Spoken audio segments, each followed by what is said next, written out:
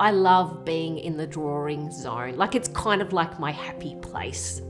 It's a little bit magic. It's really restorative. I think that's a big thing for me.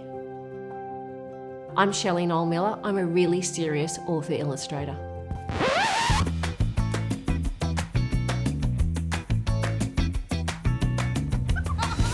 I think illustrations are a really important part of the storytelling process because it just makes it richer and more vibrant, and we can all read a story and imagine it, but sometimes if an illustrator is giving you the pictures, it's like they're giving you a little boost and like really helping you jump into the story. I hope in the same way that when I was a kid, my favourite illustrator was Roland Harvey. His artwork always drew me in, like it made me want to lean forward and examine it. So I deliberately did a really busy illustration with lots happening because when I was a kid, that's what I really wanted. I really want something that's going to make the kids like take 3 steps forward and go, what is that?